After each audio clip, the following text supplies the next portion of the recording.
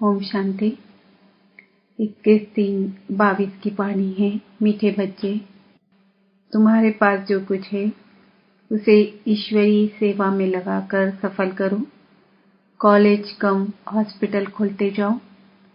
प्रश्न, तुम बच्चों का शिव बाबा से कौन सा एक संबंध बहुत रमणीक और गुह्य है?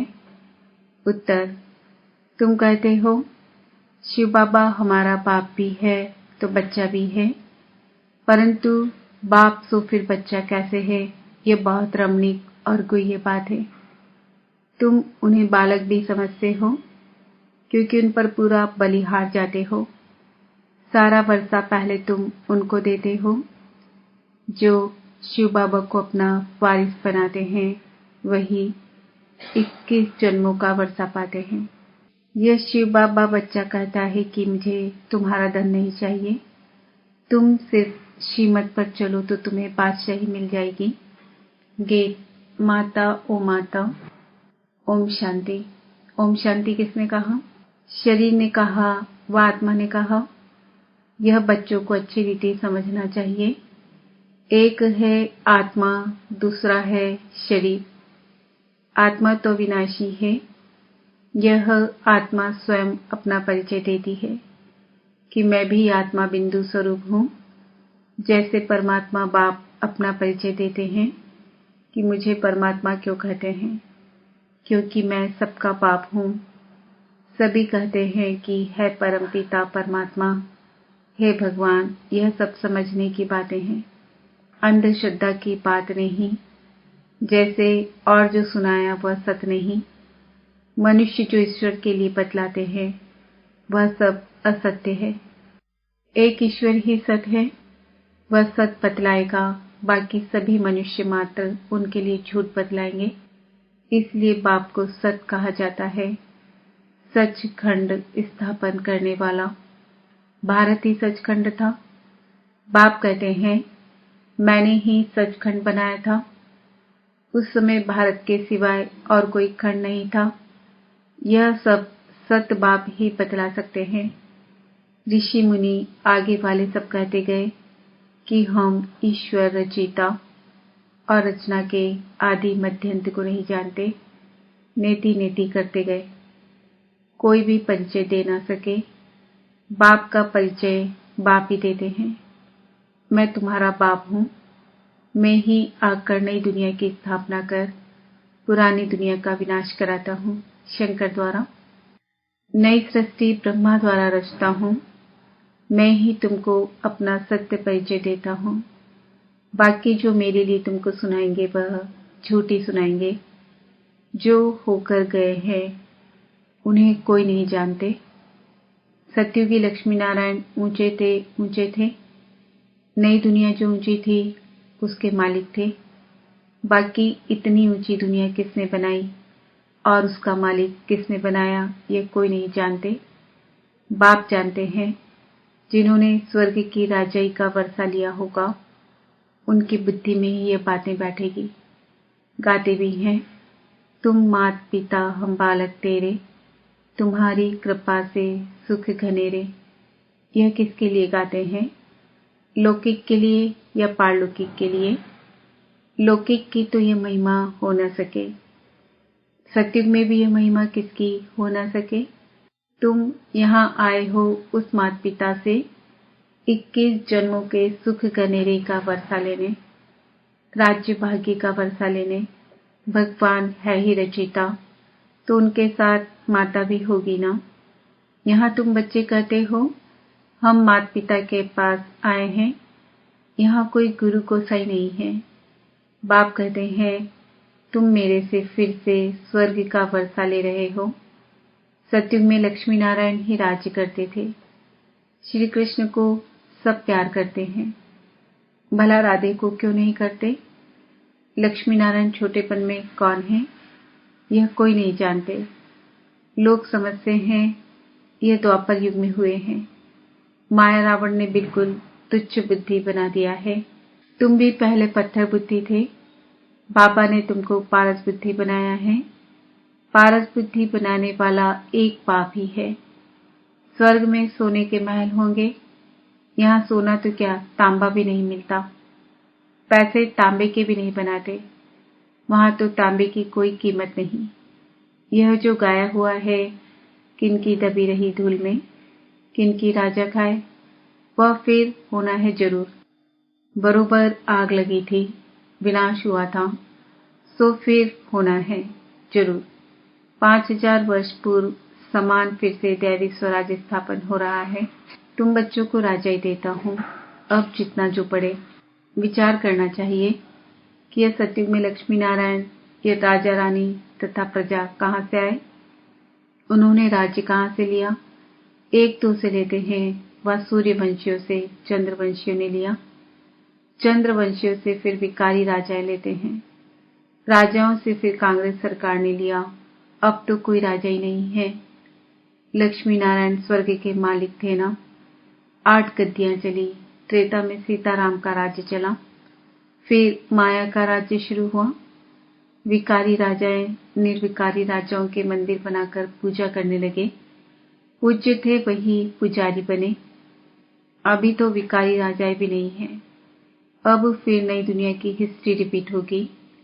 नई दुनिया के लिए बाप ने तुमको राजयोग सिखलाया था। बेहद के बाप से वर्षा लेना है।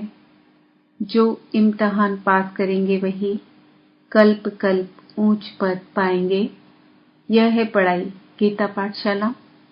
वास्तव में इनको गॉडफादरली यूनिवर्सिटी कहना चाहिए, क्योंकि इनसे ही भारत स्वर्ग बनता है। परंतु इस बात को सभी समझते नहीं है, कुछ देरी है, आगे चलकर प्रभाव निकलेगा। यह सब शिव बाबा ही समझाते हैं। शिव बाबा कहें या शिव बालक कहें, शिव बाबा भी है तो माँ भी है। अगर शिव भगवान माँ न होती तो तुम ऐसे क्यों पुकारते। तुम मात पिता हम बालक तेरे, बुद्धि काम करती है। शिव भगवान बाप भी है तो माँ भी है। अब बताओ, शिव को माँ है, शिव तुम्हारा बच्चा है। जो कहते हैं शिव हमारा बाप भी है बच्चा भी है, वह हाथ उठाए। यह बहुत रमणीक और गुह्य बात है। बाप तो फिर बच्चा कैसे हो सकता है। वास्तव में कृष्ण ने तो गीता सुनाई नहीं, वह तो माँ बाप का एक ही बच्चा था। सत्युग में तो मटकी आदि फोड़ने की बात नहीं है। गीता सुनाई है शिव ने। उनको बालक भी समझते हैं, क्योंकि उन पर बलिहार भी जाते हैं। सारा वर्षा उनको देते हैं। तुम गाते भी थे, शिव बाबा आप आएंगे तो हम बलिहार जाएंगे। अब बाप कहते हैं तुम मुझे वारिस बनाएंगे तो मैं तुमको 21 जन्मों के लिए वारिस बनाऊंगा। लौकिक बच्चा तुमसे देगा कुछ भी नहीं। यह तो फिर देते देखो कितना है। हाँ, अपने बच्चों को भी भल संभालो, परंतु श्रीमत पर चलो। इस समय के बच्चे बाप के धन से पाप ही करेंगे। यह बच्चा कहता है मुझे तुम्हारा धन क्या करना है, मैं तो तुमको बादशाही देने आया हूँ। सिर्फ श्रीमत पर चलो। योग से 21 जन्मों के लिए तंदुरुस्ती तो पढ़ाई से राजा ही मिलेगी। ऐसी कॉलेज कम हॉस्पिटल खोलो। शिव बाबा तो दाता है, मैं लेकर क्या करूँगा। हाँ, युक्ति बताते हैं कि ईश्वर अर्थ सेवा में लगाओ, श्रीमत पर चलो। श्री कृष्ण के अर्थ अर्पण करते हैं। वह तो प्रिंस था, वह कोई भूखा थोड़ी था। शिव बाबा तुमको बदले में बहुत कुछ देता है। भगवान भक्ति का फल देते हैं। वह है दुख हरता सुख करता। तुम्हारी सदगति करने वाला और कोई है नहीं। मैं तुम बच्चों की सदगति करता हूँ। अच्छा पापा, भला दुर्गति कौन करते हैं। हाँ बच्चे, रावण की प्रविष्टता होने के कारण रावण की मत पर सब तुम्हारी दुर्गति ही करते आए हैं। रावण की मत पर एकदम भ्रष्टाचारी बन पड़े हैं। अब मैं तुमको श्रेष्ठाचारी बनाए स्वर्ग का मालिक बनाता हूँ। यहाँ जो कुछ तुम करेंगे सो आसुरी मत पर ही करेंगे। अब देवता बनना है तो और संग तोड़ एक मुझ संग जोड़ो। जितना मेरी मत पर चलेंगे उतना ऊंच पद पाएंगे। पढ़ेंगे नहीं तो प्रजा में भी कम पद पाएंगे। एक बार सुना, धारण किया। तो स्वर्ग में आएंगे परंतु पद कम पाएंगे। दिन प्रतिदिन उपद्रव बहुत होंगे। जो मनुष्य भी समझेंगे कि बरोबर यह तो वही समय है, परंतु बहुत देरी से आने से इतना ऊंच पद तो पा नहीं सकेंगे। योग भी कर विक्रम विनाश नहीं होंगे। अभी सबकी कयामत का समय है। हिसाब किताब चुकतू करना है। यहाँ तुम्हारे कर्म विकर्म बनते जाते हैं। सतयुग में कर्म अकर्म बन जाते हैं। कर्म तो जरूर सब करेंगे, कर्म बिगड़ तो कोई रह नहीं सकेंगे। आत्मा कहती है, मैं यह कर्म करती हूँ। रात को थक जाने के कारण विश्राम लेता हूँ। इस ऑर्गन्स को अलग समझ सो जाता हूँ, जिसको नींद कहा जाता है। अब बाप कहते हैं, हे आत्मा, मैं तुमको सुनाता हूँ, सो धारण करो। गृहस्थ व्यापार में रहते पढ़ाई भी करो। पढ़ाई से ही ऊंच पद मिलेगा। पवित्र बनने बिकर यह ज्ञान बुद्धि में नहीं बैठेगा। माया बुद्धि को अपवित्र बनाती है। इसलिए बाबा का नाम है पतित पावन। गाते हैं, तुम मात पिता हम बालक तेरे, परंतु तुम अब प्रैक्टिकल में बैठे हो।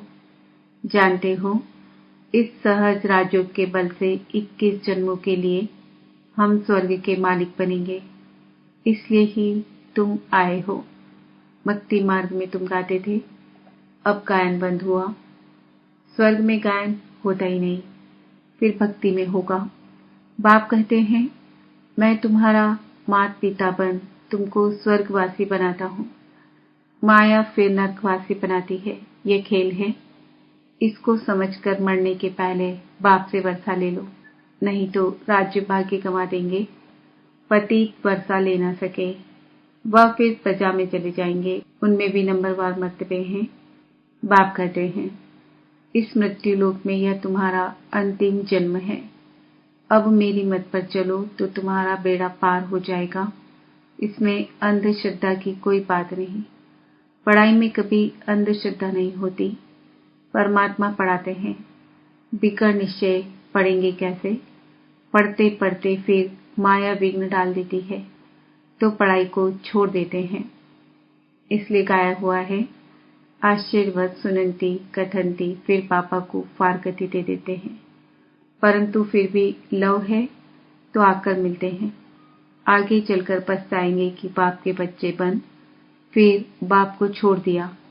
माया का जाकर बना तो उन पर सजाएं भी बहुत आती है और पद भी भ्रष्ट हो जाता है। कल्प कल्पांतर के लिए अपना राज्य भाग्य गंवा देंगे। सजा खाकर प्रजापत पाया, उससे फायदा ही क्या। बाप के सन्मुख आकर बहुत सुनते हैं, फिर गोरख धंधे में जाकर भूल जाते हैं। पहले नंबर का पाप है काम कटारी चलाना। इसलिए बाप कहते हैं, मूत पलिती कभी नहीं होना। बाप आकर सबका कपड़ा साफ करते हैं। बाप ही सब पतितों को पावन बनाने वाला है। सतयुग में कोई पतित नहीं होगा। तुम बाप से वर्षा लेकर विश्व के मालिक बन जाएंगे। अच्छा, मीठे मीठे सिकिल्ले बच्चों प्रति माता पिता बाप दादा का याद प्यार और गुड मॉर्निंग। रूहानी बाप की रूहानी बच्चों को नमस्ते। हम रूहानी बच्चों की रूहानी बाप दादा को याद प्यार गुड मॉर्निंग नमस्ते ओम शांति। धारणा के लिए मुख्य सार, अब रावण की मत छोड़ श्रीमत पर चलना है और सब संग तोड़ एक बाप के संग जोड़ना है। निश्चय बुद्धि बन पढ़ाई जरूर पढ़नी है। किसी भी विघ्न से बाप का हाथ नहीं छोड़ना है। योग से तंदुरुस्ती और पढ़ाई से राजाई लेनी है। वरदान, ज्ञान जल में तैरने और ऊंची स्थिति में उड़ने वाले होली हंस भव। जैसे हंस सदा पानी में तैरते भी हैं और उड़ने वाले भी होते हैं, ऐसे आप सच्चे होली हंस बच्चे उड़ना और तैरना जानते हो। ज्ञान मनन करना अर्थात ज्ञान अमृत व ज्ञान जल में तैरना और उड़ना अर्थात ऊंची स्थिति में रहना। ऐसे ज्ञान मनन करने व ऊंची स्थिति में रहने वाले होली हंस कभी भी दिल शिकस्त व नाउम्मीद नहीं हो सकते। वह बीती को बिंदी लगाए क्या, क्योंकि जाल से मुक्त हो उड़ते और उड़ाते रहते हैं। स्लोगन, मणि बन बाप के मस्तक के बीच चमक वाली ही मस्तक मणि है। आज का समान है, मैं आत्मा होली हंस हूँ। ओम शांति।